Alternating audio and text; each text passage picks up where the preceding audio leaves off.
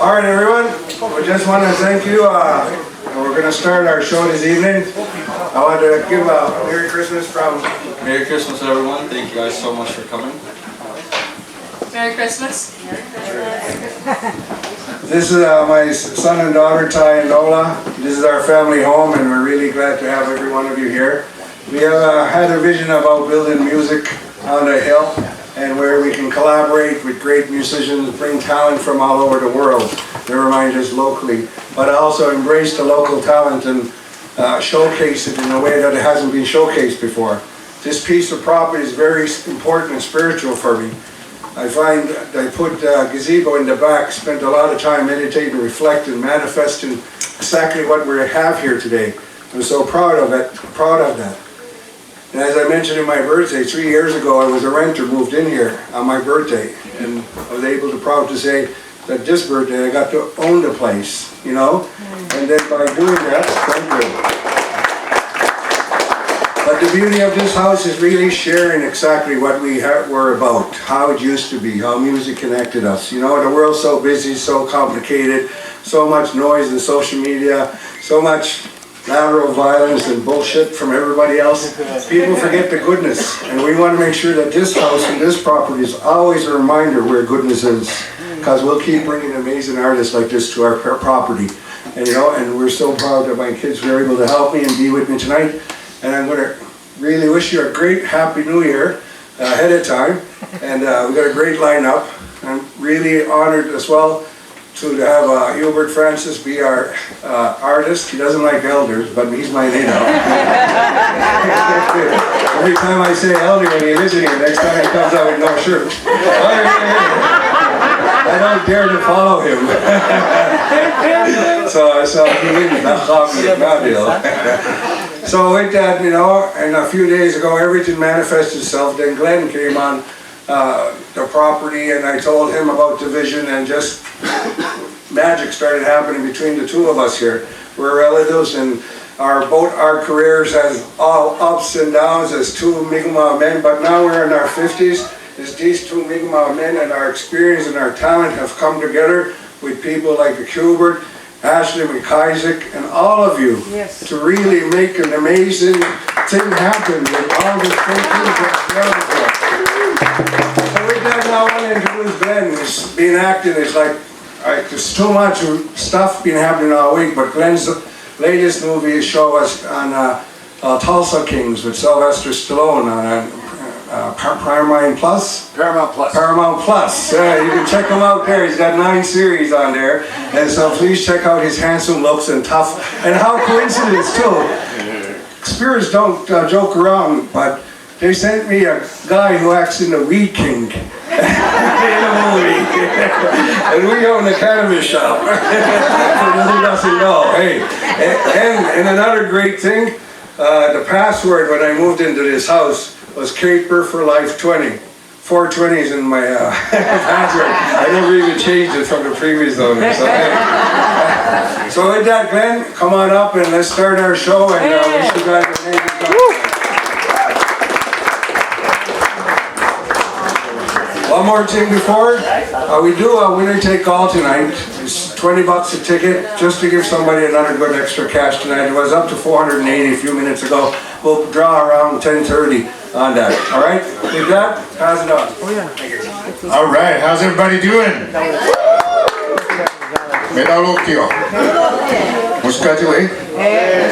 right, so we're gonna have a good time. I hope you brought your dancing shoes and your dancing moccasins.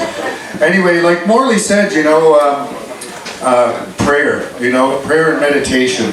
And I've been praying all summer, every day for 3 months straight. I've been smudging every morning, and you know, I went through a hard time.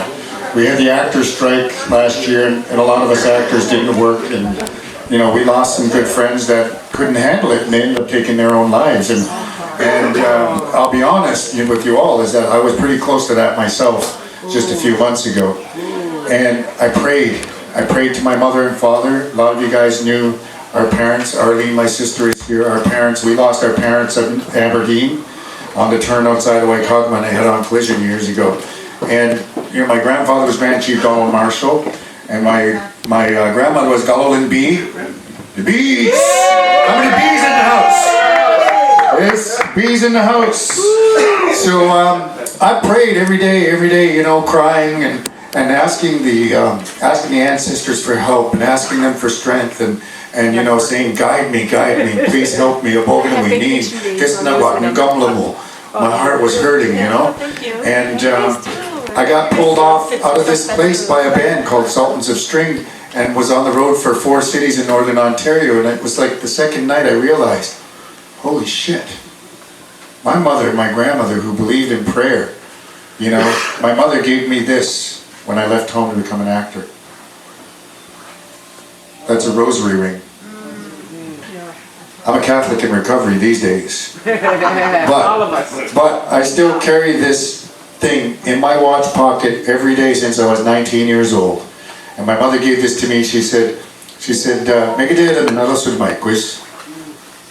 never forget to pray. So I've been praying and praying and praying and praying. And she sent down a flock of angels to lift me up and pull me out of that place, lift me off my knees, put me back on stage where I belong, where I shine, because that's what I do. That's who Glen Gould is. Right? Yes, you do! And then I received a pipe, a sacred pipe from South Dakota, from Pine Ridge, from Sioux Country. And when that happened, I was like, okay, I have no idea where I'm going. Am I staying in North Bay or am I heading home?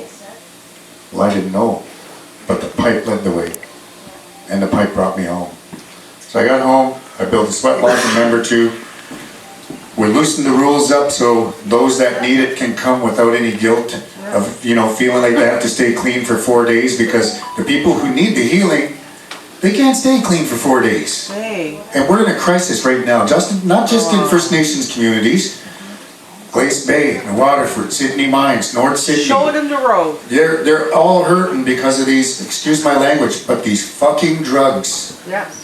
Right? The hard drugs. Yeah. That's the crisis right now, and that's everywhere, right? Yeah. So we loosened up the rules a little bit, and we're having an open door policy, just like my grandfather's house was, just like this house is. It's an open door policy. We don't judge. We're here to support each other. We say that we're here at a men's healing retreat. That's what we say. We talk every day, every night. We talk about this. And Morley prayed to his father in the Chief Wayne Google Visionary Room, we call it. Yep. That's where we smudge every morning and pray. We're still praying, right? And then we go, man, you know what? I'm pretty sure your father and my mother brought us together here. That pipe brought me here to this house. And we're going to do some wonderful things. We're going to do some magic. Right? So with that, I don't want to say too much more. We're going to introduce our Grand Poobah, our elder in residence. Hubert Francis is going to do an opening prayer and a song. And so put your hands together for the Grand Poobah.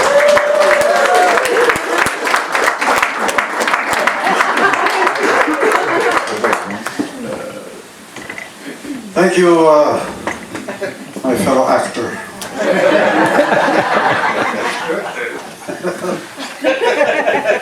I never acted with Sylvester Stallone, but I hucked Dolly Parton.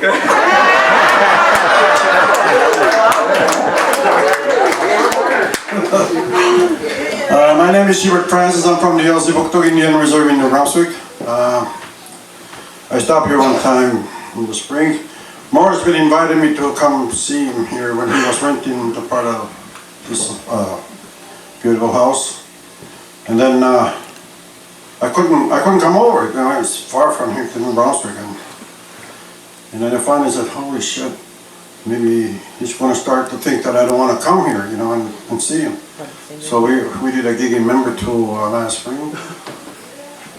And on my way home, I texted him and I asked him what his address was. So I dropped by for 15 minutes just to, you know, take him on his invite. And I felt so many things in this place, you know, that I haven't stopped coming after that, you know. I've been coming here and then as we were talking, and having our own talking circle, I guess. We come up with ideas.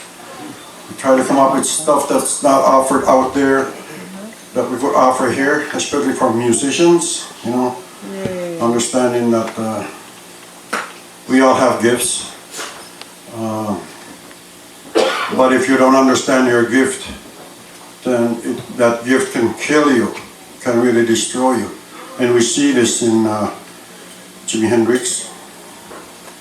We see it in Janis Joplin. We see it in Jim Morrison.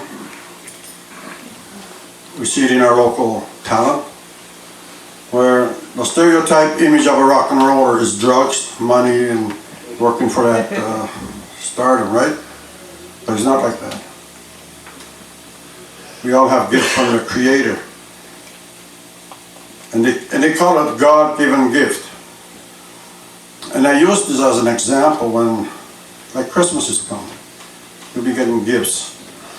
What do you do with these gifts that you're going to get from your mother, your sister, your wife? Or you cherish those gifts, right? You cherish them. Because it comes from the goodness of another person for you. And you take care of this gift. You just don't throw it away. Or you take care of that gift that you received. And this is the same gift that God gave us. The gift of life. What do we do with our lives? We take care of it. What do you do with your gift? You take care of it. In return, it takes care of you, see? And then once you understand your gift that takes care of you, then you're obligated to share.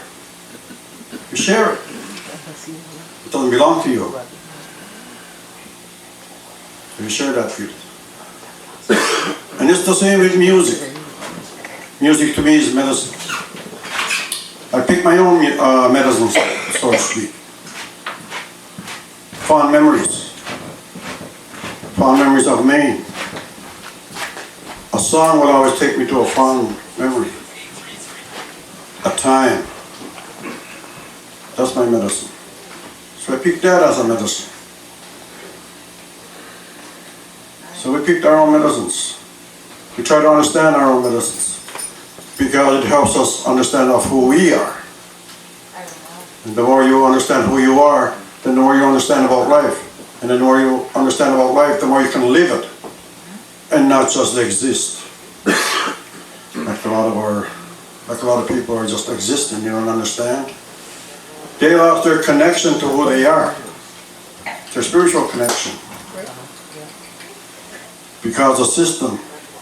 And that's why a lot of people came to North America, because they were being chased out of their own lands up there.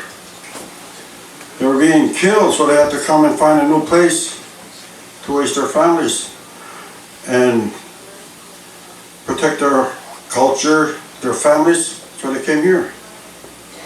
And it's the same system that tried to take our language, our own ceremonies in North America. So I travel a lot and I see a lot of people that don't know their language. They don't know their ceremonies from their ancestors, because it was taken away from them from a system that took ours away. It's the same system. But it accomplished what they wanted to do in other nations, Africa, Ireland, France, Spain. There's no spiritual people there anymore. Their spirituality was taken away from them. They were disconnected from themselves. They were disconnected from their connection to Mother Earth. They were disconnected from their own ancestors, their loved ones that had passed on.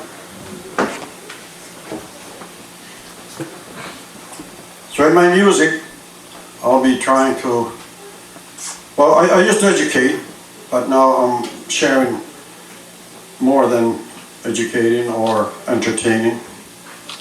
I try to help people reconnect to themselves, the way I found myself. So, if everybody can stand, I'd like to do the Indian prayer. Before any event, we need to acknowledge and give thanks. We give thanks to the Creator for life and all that's sustaining us, and all that's keeping us alive. We give thanks to nature, to Mother Earth, Grandmother Moon, Father Sky. We acknowledge the knowledge keepers, the elders here. We acknowledge the sacredness of a woman, the life givers, because without them we won't be here. Sacred woman.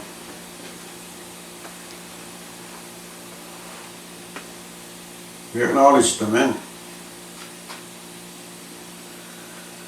Men are just doers. And I tell people that you can't never understand a woman. Man can't never understand a woman. Don't try. We take directions from the grandmothers. Because who better understands life than the one that gives it, right? So we acknowledge sacred women because of that. They perform miracles. That's amazing. So